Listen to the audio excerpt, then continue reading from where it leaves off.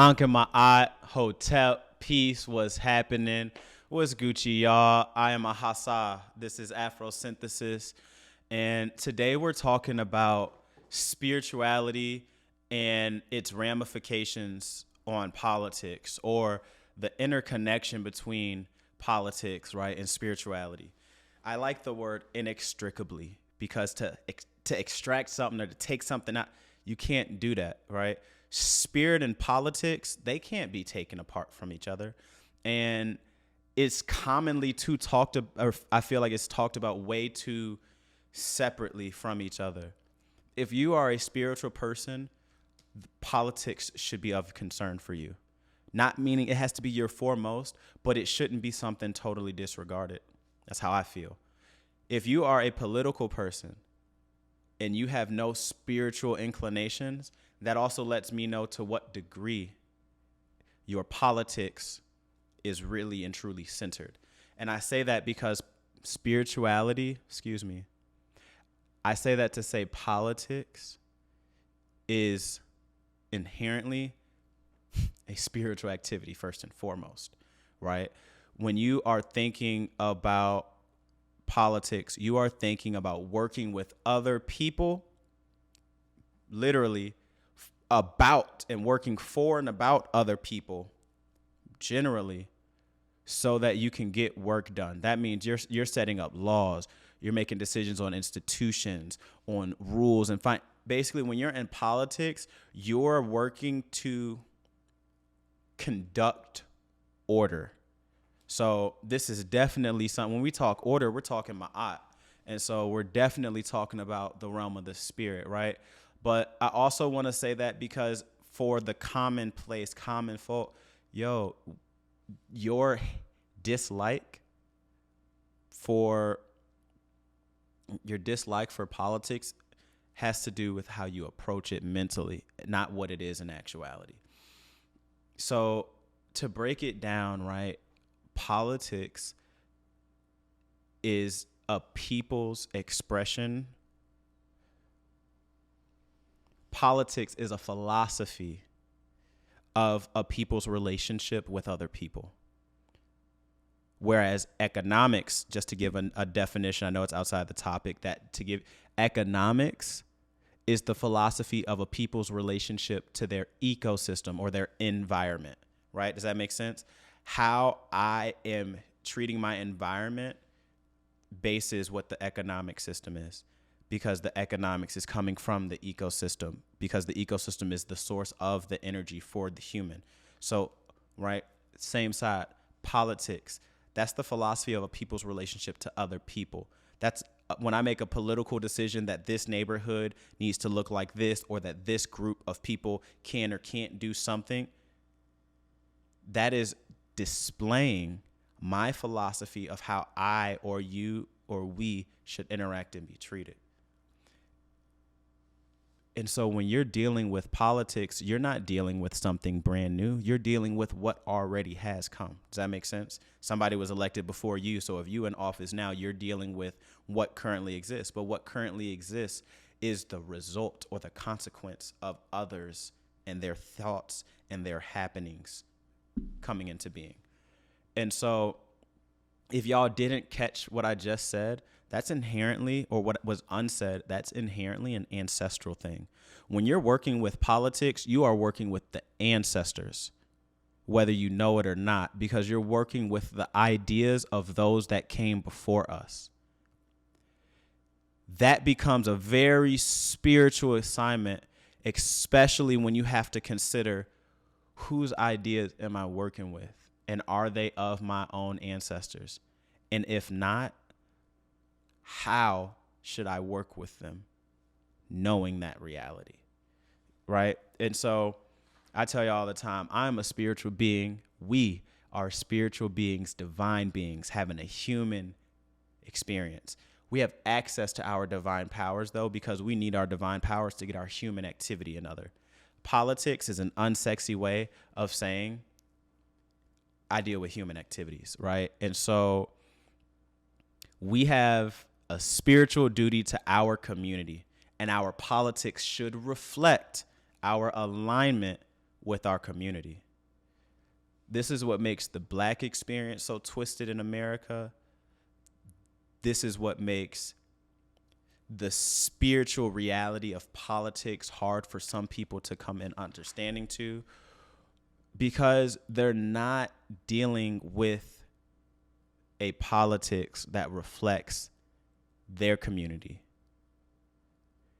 Most people who are not white don't really even understand to what degree or what political systems came from their people, right?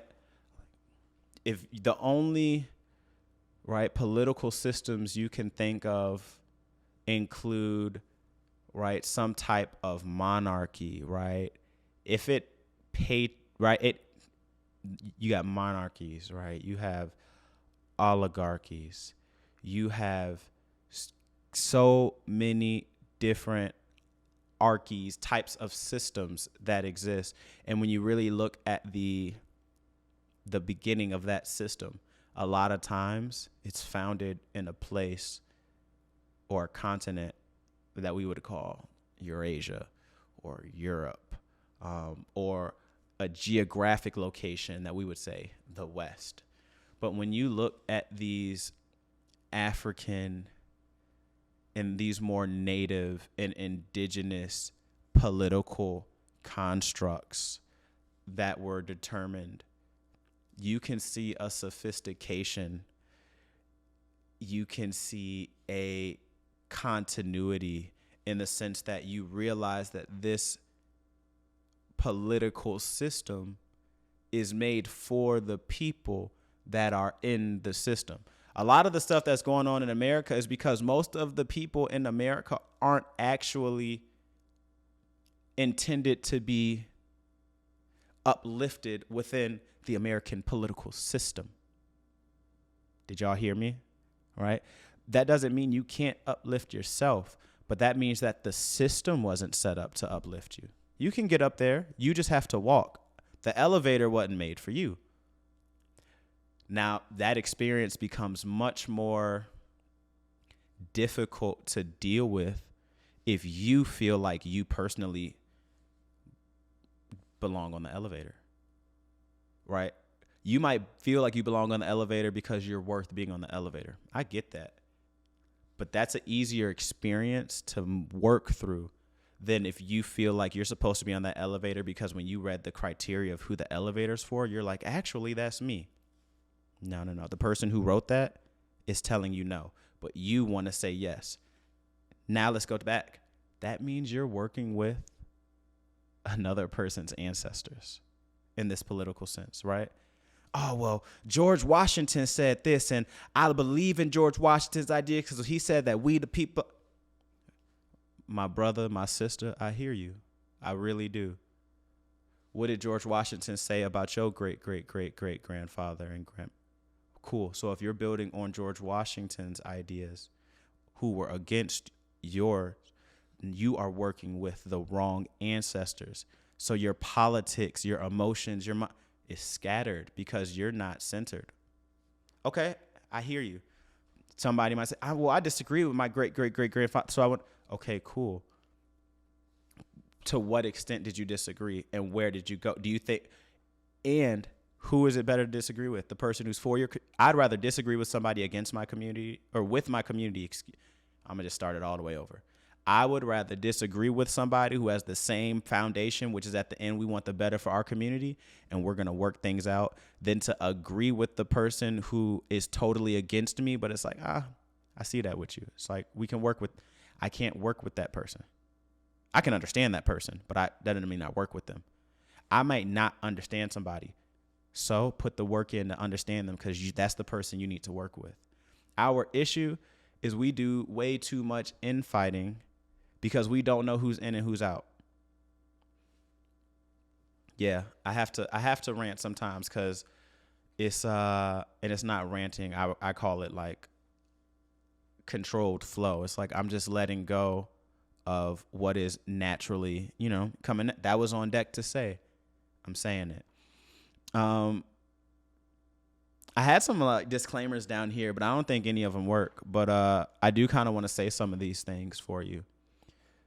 This episode isn't controversial, but I also want to say that controversy isn't bad, because some things in the future might come up and they may be controversial, and that's going to be okay, right? When we look at the etymology of the word controversy, it's something pertaining to a dispute, prolonged agitation, right of opposing contrary opinions.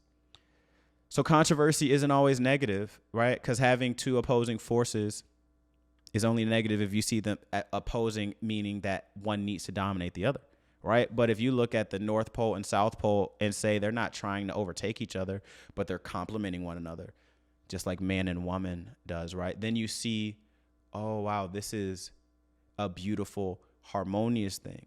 These set the poles that everybody else is going to exist within. That doesn't mean we have to exist in some type of war. We just need to know which sides we exist on and why. So controversy in a lot of ways sets the groundwork to see where things may complement and where things may compete. But, I saw something on Instagram. Somebody had shared a post, and it was just like, people are so used to being fake that being real is a threat. And that's where politics gets a little iffy, because if you're real, some people might see you as threatening them. And that's only because what they believe in, they don't know all the way. Because if you know it all the way, what you know isn't threatened. If you feel like what you know is at a threat to be lost, it's because you don't know it. You're just holding on to it because it feels good or it gives you some energy. But if you know it, it can't be lost because you know what I mean? You carry it. That means it's flowing through you. It's not on somebody's shelf you pick up. It is. You know what I mean? It's not on me. It's in me. Like that's how it is. Politics is in us, which is why it's a spiritual thing first. We have to live out politics.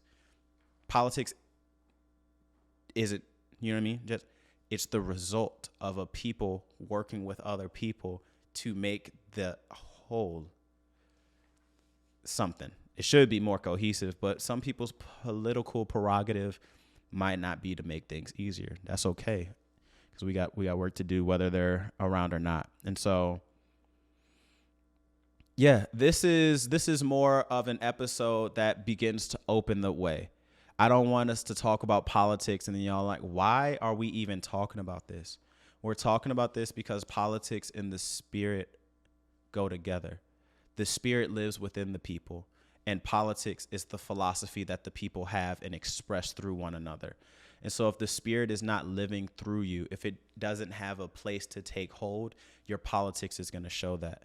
Similarly, if we don't take a recognition of the fact that there is spirit, right, that there is divine culture within our politics, then we're also not going to be honest about the ways that we are subjecting people to certain orders. And there's nothing wrong with setting rules for people to follow. Remember, what did I say here? We have a spiritual duty to our community, and our politics should reflect our alignment with the community. So if your politics isn't based on community, you're wrong. But if your politics is based on community, you shouldn't feel bad about setting the order for the community to go forth and follow. So politics isn't wrong, but it's been devoid of spirit. And spirit is not anti-political. It's the source of it. And so with that being said, I appreciate y'all for listening in, for taking in a new perspective about what politics is and how we can work with it, or how, it works through us. And as always, keep your frequencies high, continue to resonate with light. This is Afrosynthesis. I'm going to see y'all next week. So it is, and so shall it be.